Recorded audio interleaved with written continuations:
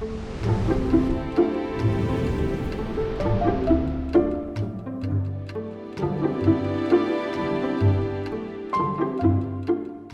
agora que você já tem uma noção da teoria das 4 causas aristotélicas, o próximo passo muito importante que precisa ser dado para que você entenda bem o assunto é escolher uma definição apropriada.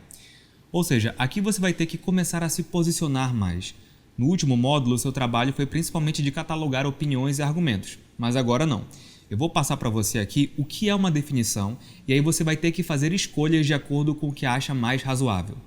Vamos lá, eu vou começar falando aqui do tipo de definição que é o mais importante que existe, que é a definição essencial. Definir propriamente algo, segundo essa definição essencial, é dar um fim. Veja que a própria palavra já ajuda. Define, fine aqui é de fim, finalidade. Mas finalidade do quê? Então, aí que começa a parte legal. A fórmula que nós encontramos na tradição grega é esta. Para dar essa finalidade, você encontrará um gênero e uma diferença específica.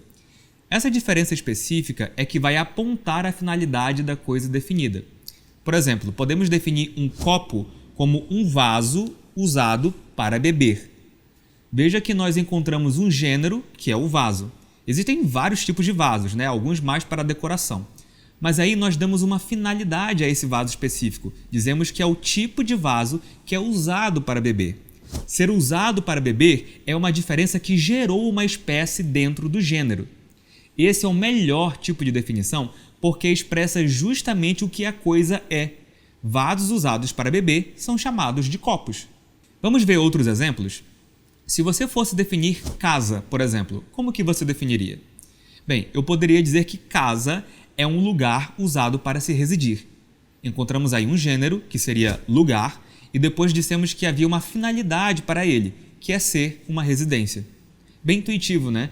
Basta então nós estudarmos bem os gêneros que existem para nós sabermos onde enquadrar cada coisa na hora de ela ser definida.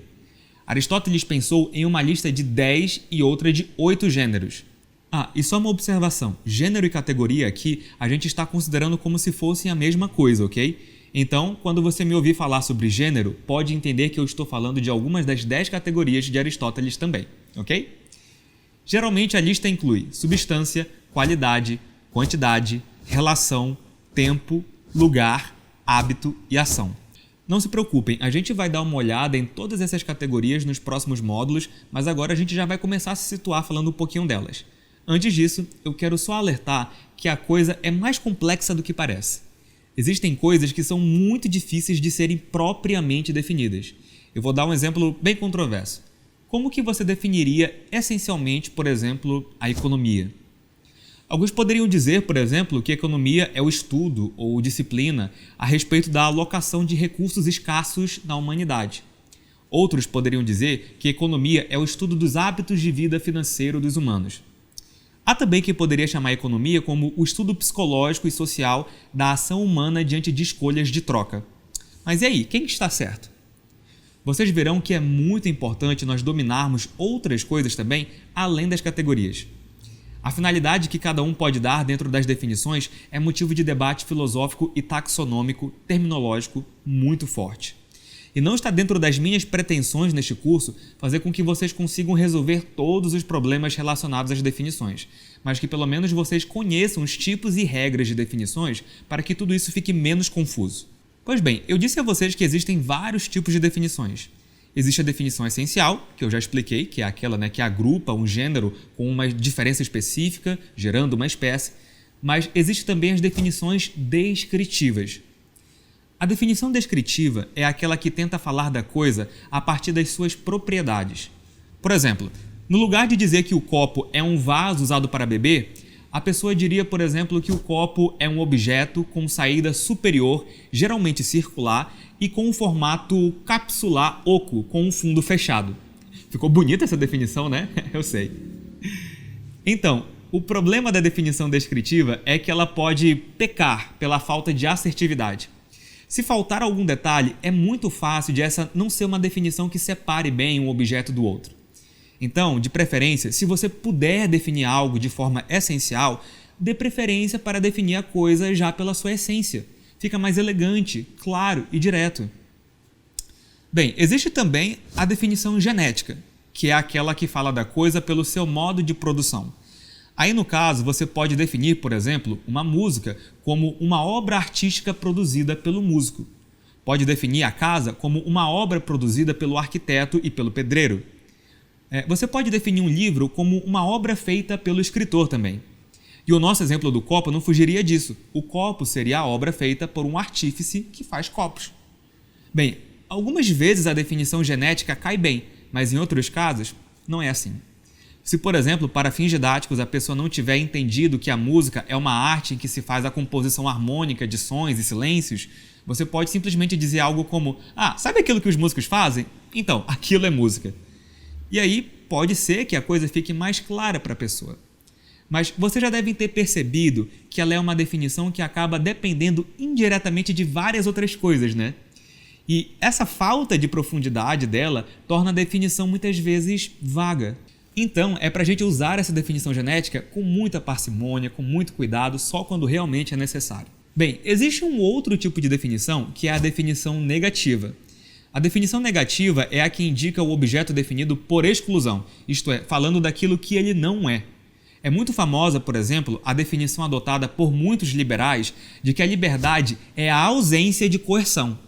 Ou seja, a liberdade é definida aí pelo que ela não é. Se o estado de coisas é tal que nós não temos coerção das pessoas, logo, elas são livres, né? Pelo menos nessa acepção de liberdade negativa.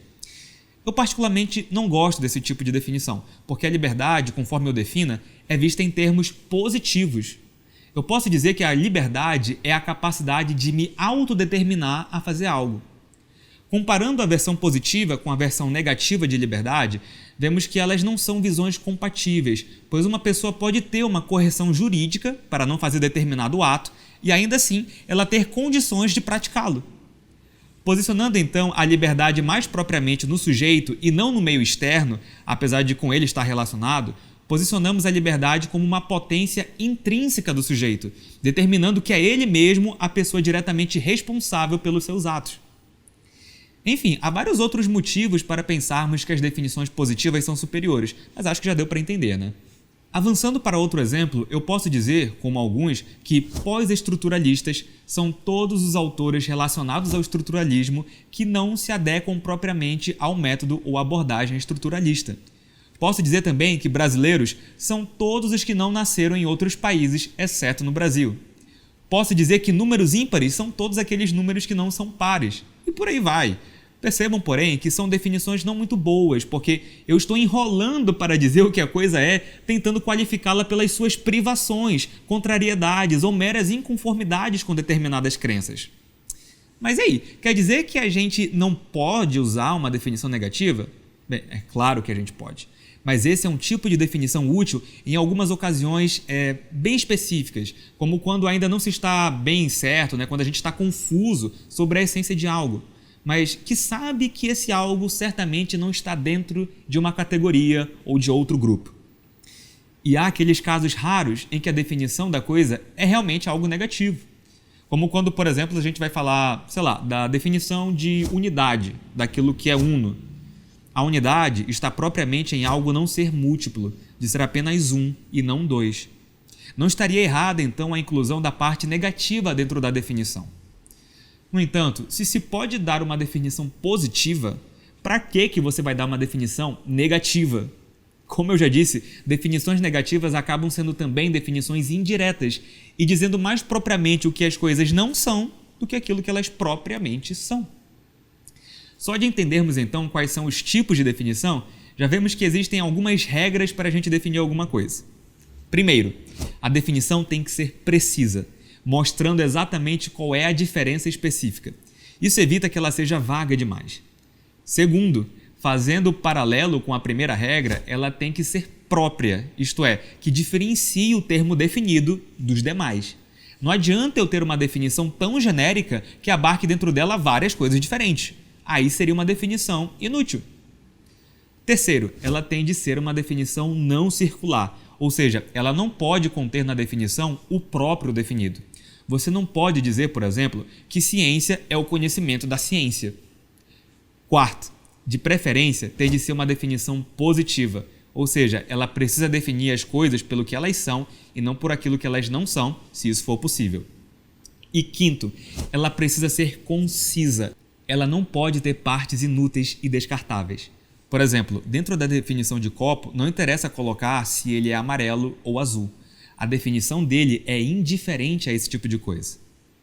E sexto, ela precisa ser compreensível. A definição é justamente uma ferramenta filosófica para ajudar você a tornar algo não muito claro, mais compreensível.